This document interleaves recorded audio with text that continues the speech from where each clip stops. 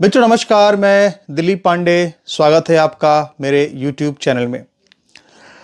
मित्रों, बड़ा ही मशहूर शेर है जिसे शायद किसी जिहादी शायर ने लिखा होगा कि सच्चाई छुप नहीं सकती बनावट के उसूलों से, कि खुशबू आ नहीं सकती कभी कागज के फूलों से। जो सच होता है वो एक दिन निकल के सामने आता जरूर है। सच को कोई कभी छुपा नहीं सकता है। और आज ये जो सैफ अली वाला केस था हमले का, इसके भी जो अंदर का जो सच है वो अब धीरे धीरे बिल्कुल सामने आना शुरू हो चुका है। मित्रों, आपको जानकर बड़ी हैरानी होगी कि कोई इतना भी कैसे गिर सकता है, इतना गिर सकता है। बड़ा समाचार ऐसा है जिसको आपको समझना पड़ेगा। ये समाचार बहुत सरल नहीं है, लिंक पे लिंक बिठाने पड़ेंगे तब आपको चीज समझ में आएगी। मित्रों, आज एक समाचार आया और समाचार ये आया कि मध्य प्रदेश हाई कोर्ट में जो जबलपुर की खंडपीठ है उसने एक बड़ा फैसला दिया है। और जो फैसला ये दिया था उसने कि दरअसल 15,000 करोड़ की जो भोपाल के नवाब की संपत्ति थी, जिसके ऊपर की सैफ अली खान और उनके परिवार ने अपना दावा ठोका था, तो उस दावे को लेकर के 30 दिन के एक समय दिया था कि उस दावे के खिलाफ अपनी याचिका लगानी थी। दरअसल इन्होंने दावा किया था और उस दावे पर विवेक अग्रवाल, जो कि मध्य प्रदेश हाई कोर्ट के जस्टिस हैं, जज हैं, उन्होंने ये फैसला दिया था कि ये सारी संपत्ति जो 15,000 करोड़ की है, जिस पर कि सैफ दावा ठोक रहे हैं, दरअसल ये सारी की सारी संपत्ति, उन्होंने कहा कि ये तो शत्रु संपत्ति है। उन्होंने उसको शत्रु संपत्ति साबित कर दिया और सरकार जीत गई और सैफ अली खान इसमें हार गए। और अब यह है कि जो नवाब की सारी संपत्ति है, वो सारी संपत्ति 15,000 करोड़ की, उसको सरकार अब अधिग्रहण करेगी, क्योंकि अब वो शत्रु संपत्ति घोषित हो चुकी है। शत्रु संपत्ति वो होती है कि जब 1947 में बहुत सारे मुसलमान जो यहाँ से पाकिस्तान चले गए थे, तो उनकी जो संपत्ति यहाँ रह गई थी उसको शत्रु संपत्ति मानकर सरकार ने जब्त कर लिया था। इसके लिए 1968 में एक कानून बना था और ये सारी जो शत्रु संपत्ति थी, इस शत्रु संपत्ति पर केंद्र सरकार का अधिकार माना जाता है। तो भोपाल के जो नवाब थे हमीदुल्ला खान, उनकी 2 बेटियां थीं। एक बेटी का नाम था आबिदा, जो बड़ी बेटी थी, वही उनकी सारी जायदाद की वारिस थी। और दूसरी उनकी जो बेटी थी उसका नाम था साजिदा सुल्तान। तो ये जो साजिदा सुल्तान थी, इसकी शादी जो है वो गुड़गांव के दक्षिणी हिस्से में एक जो पटौदी रियासत है उसके नवाबों से हुई थी। तो दरअसल वहीं से जो ये साजिदा सुल्ताना है, इसी के ही ये वंशज में आते हैं सैफ अली खान।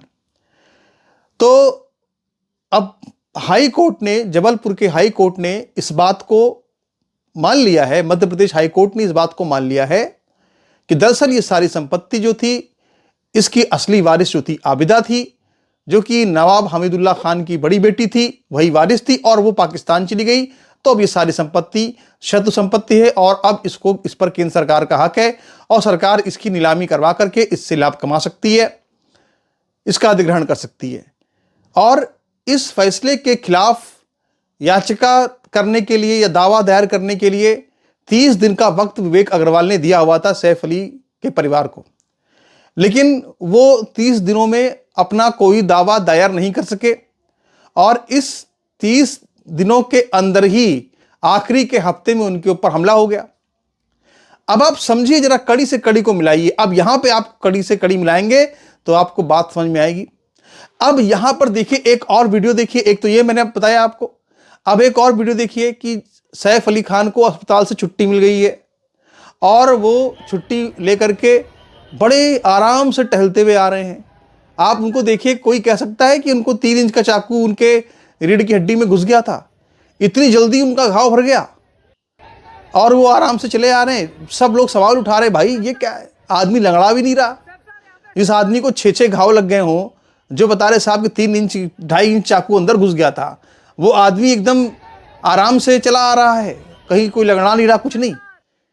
और अब आप जरा इसको जोड़िए कि तैमूर के साथ वो अपनी ऑटो में बैठ के आया था। आप समझिए जरा मामले को क्या है। ऐसा बिल्कुल साफ साफ नजर आ रहा है कि अपनी जो उनकी 15,000 करोड़ की संपत्ति पर जो उन्होंने दावा ठोका था, उसमें अपनी समय सीमा को बढ़ाने के लिए, यानी कि जो उनको 30 दिन का समय दिया गया था, उसमें वो अपना जवाब तैयार नहीं कर पाए।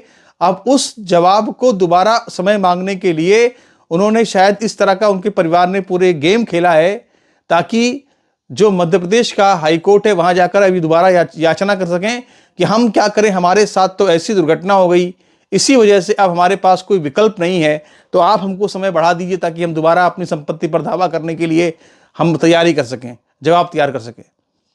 ये बात बिल्कुल क्लियर समझ में आ रही है कि मामला, इसीलिए इस मामले में कुछ ना कुछ छुपाया जा रहा था, हमें लगातार लग रहा था। और आज एक और बहुत बड़ी खबर सामने आई है मित्रों, कि इस पूरे मामले में जो अब तक जांच कर रहे थे, जिनका नाम था, जो जांच अधिकारी होते हैं सुदर्शन गायकवाड़, उनको हटा दिया गया है और अब एक नए जांच अधिकारी को नियुक्त किया गया है, जिनका नाम है अजय लिंगानुरकर।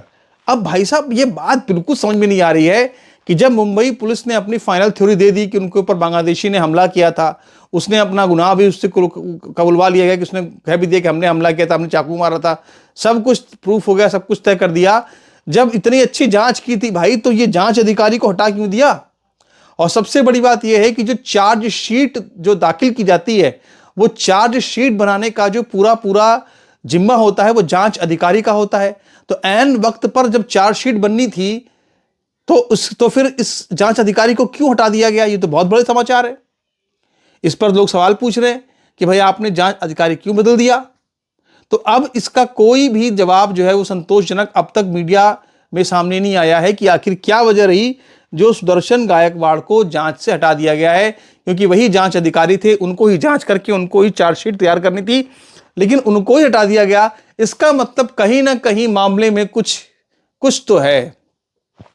और अब जरा देखिए कि ये जो पूरा का पूरा अब सवाल ये उठ रहा है कि क्या ये जो पूरा पटौदी परिवार है, क्या अब ये जो उनकी, यानी कि उनकी जो दादी साजिदा सुल्तान, सैफ अली खान की जो दादी हैं, परदादी हैं साजिदा सुल्तान, जो कि भोपाल के नवाब हमीदुल्लाह खान की बेटी थी, छोटी बेटी थी, वो वारिस नहीं थी उनकी नवाब की रियासत की, वो सिर्फ उनकी छोटी बेटी थी। बड़ी बेटी पाकिस्तान चली गई, सत्तू संपत्ति है, अब जब थूनी है। तो क्या उस सत्तू संपत्ति को बचाने के लिए, दावा दायर करने के लिए सब किया जा रहा है क्या? ये अपने आप में अब धीरे धीरे इस चीज़ की पोल खुलेगी। और जो तस्वीरें सामने आ रही हैं, सैफ जिस तरह चलते हुए नजर आ रहे हैं, उससे भी ये बात साफ लग रही है कि दाल में कुछ ना कुछ काला जरूर है और इस मामले में बहुत कुछ ऐसा है। और अब तक भी इस बात का कोई संतोषजनक जवाब नहीं दे पाया है भैया कि आखिर बांग्लादेशी के पास वो कौन सी मास्टर की थी कि जिससे उसने इतने सारे ताले खोल लिए, मेन और ताले खोल के आ गया। ये बात बिल्कुल हजम नहीं होती। मतलब अगर ऐसा है भाई, ऐसी कोई मास्टर की होती है चोरों के पास में कि वो किसी भी दरवाजे को खोल सकती है, तो फिर चोर सेंधमारी क्यों करता है? फिर वो सेंध क्यों फोड़ता है? फिर तो मास्टर की से खोल ले और निकल जाए अंदर।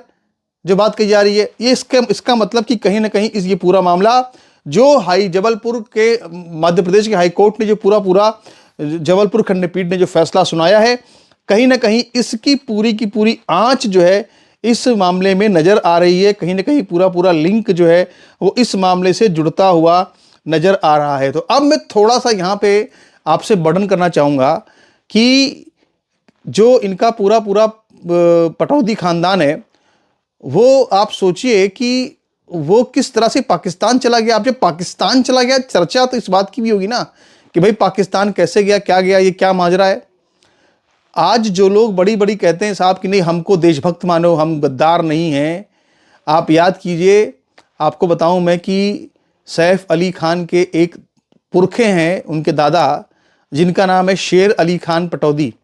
1947 में वो चले गए थे पाकिस्तान और पाकिस्तान जाकर के बाकायदा वो चीफ ऑफ डिफेंस स्टाफ बन गए पाकिस्तान की आर्मी के।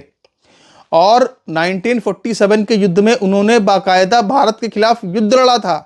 तो सैफ अली खान के जो पूर्वज थे, पुरखे थे, दादाजी थे, वो जा करके पाकिस्तान की आर्मी में शामिल होकर के वहाँ के मेजर जनरल उनको दिया गया था, खिताब उनके पास था, और वहाँ से वो भारत के ऊपर हमले कर रहे थे। ये है इस परिवार का पूरा पूरा सच। जो इनकी खाला जान थी आबिदा, वो पाकिस्तान पहले ही चली गई थी। और सबसे बड़ी बात यह है मित्रों की निरंतर पिटाई का इनका पूरा इतिहास रहा है। पूरा जो पटौदी का पूरा जो हिस्ट्री अगर देखेंगे इनकी, तो निरंतर ही पिटते रहे। इनको मराठों ने जब हमला किया था उत्तर भारत पे, तो उनको मराठों ने बहुत भयंकर तरीके से इनको पीटा था। इनकी पूरी संपत्ति को, इनकी रियासत को सब मराठों ने जब्त कर लिया था। और सबसे बड़ी बात यह है कि ये लोग जो हैं, यानी कि ये पूरा जो पटौदी खानदान है, दरअसल ये पश्तून है। और इब्राहिम लोदी के समय में आप याद कीजिए, जब यहाँ बाबर की एंट्री होती है, तो उसका पहला युद्ध जो हुआ था पानीपत का, वो इब्राहिम लोदी से हुआ था। तो इब्राहिम लोदी के समय में ये इनका जो पटौदी खानदान था, बेसिकली इनके जो पुरखे थे, वो इब्राहिम लोदी के वक्त में, आज से लगभग 500 साल पहले, ये अफगानिस्तान के कंधार से भारत आए थे। और ये पश्तून थे, पठान थे। और जिस तरह से आप देखिए, पश्तूनों को तैमूर लंग ने कितना मारा था। कहते हैं कि 5-6 लाख खोपड़ियां काट काट कर पश्तूनों की, पठानों की मीनार पूरी तैमूर लंग ने खड़ी कर दी थी। पूरी मीनार बनाई थी उसने। और आप सोचिए कि इस सैफ अली खान को अपने इतिहास का भी ज्ञान नहीं है क्या, कि जिस तैमूर लंग से सारे पठान अफगानिस्तान के अंदर नफरत करते हैं, उसी तैमूर लंग के नाम पे अपने बेटे का नाम रख दिया। यह भी बड़ी विचित्र बात। और जिस तरह से अब सब लोग कहते हैं साहब कि अफगानिस्तान तो साम्राज्यों की कब्रगाह है और पठान तो बड़े लड़ाके होते हैं, पश्तून। लेकिन अगर आप अफगानिस्तान के पूरे इतिहास को पढ़ेंगे, वहाँ के पूरे पश्तून हिस्ट्री को पढ़ेंगे, तो आप ये देखेंगे कि लगातार वो बेचारे बहुत मार खाए हैं। जो भी आया है अफगानिस्तान के अंदर बहुत पीट के गया है। और चाहे तैमूर लंग हो, चाहे चंगेज खान भी आया, वो भी बहुत पीट पाट के गया इनको। पहले चंगेज खान ने पीटा, फिर तैमूर लंग ने पीटा। इसके बाद फिर राणा रणजीत सिंह, उन्होंने, महाराजा रणजीत सिंह ने जाके वहाँ पेशावर तक पीट के आए। तो इनका तो पूरी अफगानिस्तान की पिटने की हिस्ट्री रही है। लेकिन इन्होंने खुद को हमेशा कहा कि हम बहुत बहादुर खुददार कौम है। ये तो उनकी पुराने ब्रांडिंग अपनी होती, वो इसी करते रहते हैं। ये साम्राज्यों की कब्रगाह नहीं है अफगानिस्तान। अफगानिस्तान जो है वो हमेशा पिटता ही रहता है, अभी भी पिट ही रहा है। देखो, अभी भी पिट ही रहा है। तो हम लोग यहाँ पर पाकिस्तान के ऊपर चढ़ाई करके ये लोग थोड़ा सा जो है वहाँ पे तबाही मचाएं, इसलिए हम लोग भले ही तालिबान की पीठ ठोक रहे हैं इस समय, लेकिन वो उनकी असलियत सबको पता है वो क्या है, वो सब जानते हैं। बहरहाल, तो ये पूरा जो मामला है, ये मामला बहुत संदिग्ध एक बार फिर से होता जा रहा है। इस मामले पर हमारी निगाह बनी रहेगी। और खासकर ये जो शत्रु संपत्ति वाला मामला है, ये 15,000 करोड़ की प्रॉपर्टी सरकार जब्त करने जा रही है। इसकी नीलामी होगी पूरी। बड़ी बात यह है कि ये जो इसमें 100 एकड़ की जमीन जो नवाब की थी, उस जमीन पर लगभग अब 1.5 लाख मकान बन चुके हैं। तो अब सरकार, जैसे ही सरकार इसको अपने एक्वायर कर लेगी, वैसी सारी ये मकान अवैध हो जाएंगे। तो क्या यहाँ पे सरकार अब बुलडोजर चलाएगी, क्या यहाँ पे कुछ करेगी, या फिर क्या कोई उपाय निकालेगी कि ये लोग दोबारा से अब सरकारी उसमें शामिल हो, या क्या सरकार इनसे रेंट वसूलेगी? जो भी है, बहरहाल इसको लेकर के जो है एक बड़ा संशय बना हुआ है, जो जल्द ही अब आगे सामने आएगा। बहरहाल अभी देखते हैं कि ये जो सैफ का परिवार है, अब ये क्या बहाना बनाता है अदालत के अंदर, उससे बहुत कुछ साफ हो जाएगा। नमस्कार। ये हमारा बारकोड है। आप हमारा वीडियो देखते हैं, आप हमारी पत्रकारिता को पसंद करते हैं, तो आप जरूर हमारा सपोर्ट भी कीजिए। एक ये नंबर है 8376862585। इस पर गूगल पे भी है, फोन पे भी है, पेटीएम भी है।